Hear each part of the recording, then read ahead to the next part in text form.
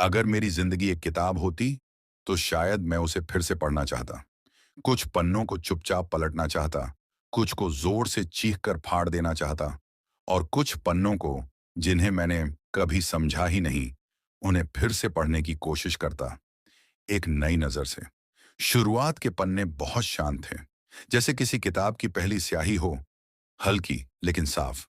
माँ की लोरी एक पंक्ति की तरह थी, हर रात वही दोहराई जाने वाली कविता, जिसमें प्यार था, सुरक्षा थी, और एक नींद थी जो अब कहीं खो गई है।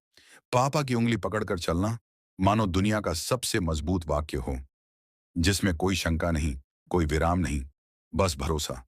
मगर उस वक्त मैंने ये सब लिखा नहीं, मेरे पन्ने खाली थे। शायद इसलिए कि मैं उस वक्त सिर्फ जी रहा था, सोच नहीं रहा था। अब जब उन पन्नों को पलटता हूं तो लगता है काश तब मैं रुककर एक लाइन लिख लेता। बचपन बीतने से पहले उसे महसूस कर लेना चाहिए। फिर आए वो साल जब किताब में स्याही भर आई, तेज, गहरी, और कभी-कभी बहुत भटकी हुई। पहला प्यार, एक ऐसा पन्ना जिसे मैंने दिल से लिखा था, लेकिन उसे किसी और ने फाड़ दिया। शब्द अब भी हैं, पर वो मायने खो चुके हैं। कुछ फैसले अपने नहीं थे, समाज की कलम से लिखे गए वाक्य। अच्छा बेटा बनना है, लोग क्या कहेंगे, सपनों से बड़ा है परिवार। इन पन्नों पर स्याही फैली हुई है, क्योंकि मैंने खुद को लिखने की कोशिश की, लेकिन दूसरे हाथों ने पन्ना छीन लिया। अब जब उन अध्यायों को देखता हूं तो लगता है कहीं मैं अपने ही जीवन में साइड कैरेक्टर बन गया था।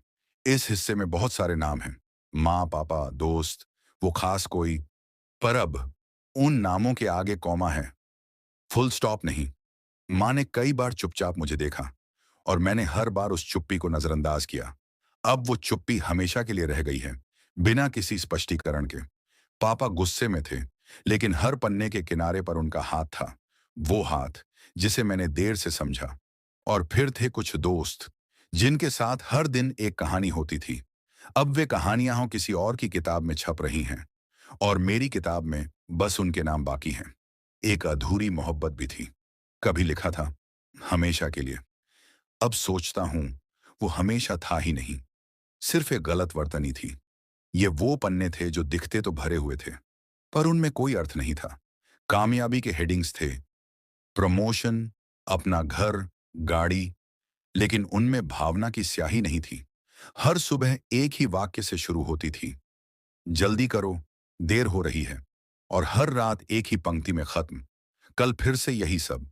कभी कभी सोचता हूं, क्या ये मेरा लिखा हुआ था, या कोई और मेरी किताब चला रहा था। इस हिस्से में सबसे ज्यादा पन्ने हैं, लेकिन सबसे कम सच्चाई।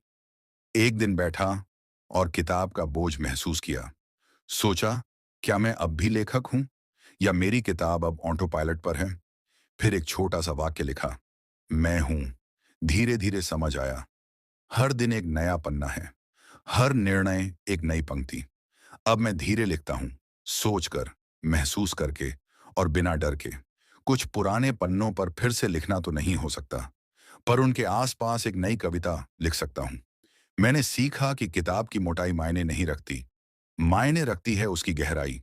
अगर मेरी जिंदगी एक किताब होती तो शायद मैं किसी को उधार देने से डरता, कहीं वो अधूरा पढ़कर मेरी कहानी का फैसला ना कर ले। लेकिन अब मैं समझ गया हूं कि किताब का हर पन्ना जरूरी था, कभी सीख देने के लिए, कभी सिर्फ याद दिलाने के लिए कि मैं जिंदा हूं।